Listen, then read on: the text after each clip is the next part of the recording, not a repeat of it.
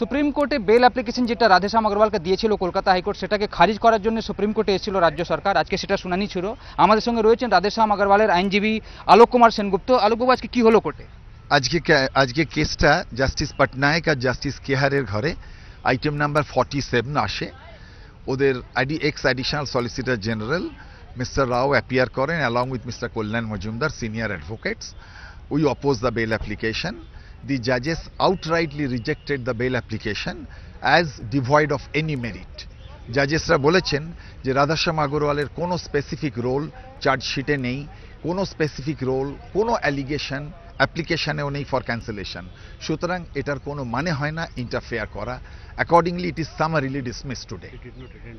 He didn't attend any board meeting, Radheshyam Agarwal, which is also mentioned there.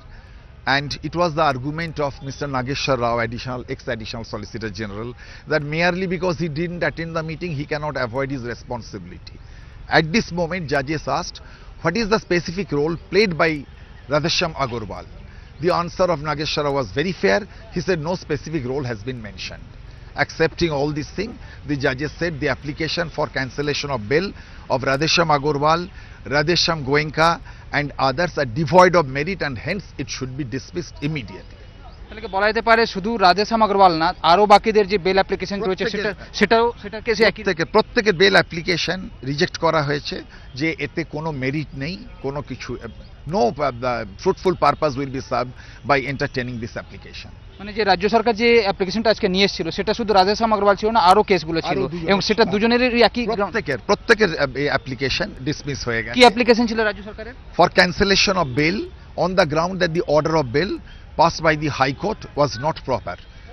The judges said no, it is perfect in order, so we shouldn't interfere in the matter. ধন্যবাদ। Thank you. স্পষ্ট করলেন আইনজীবী supreme কোর্টের কি আজকে supreme কোর্টে শুধু রাধেশ্যাম আগরওয়ালের বিরুদ্ধে যে মামলাটা নিয়েছিল রাজ্য সরকার সেটাকে তো খারিজ করেছে সুপ্রিম কোর্ট, তার সঙ্গে আরও দুটি একই ধরনের মামলা ছিল সেটাকেও একই গ্রাউন্ডে খারিজ করে দিয়েছে supreme court. Bijendra Singh, ABP Ananda, New Delhi.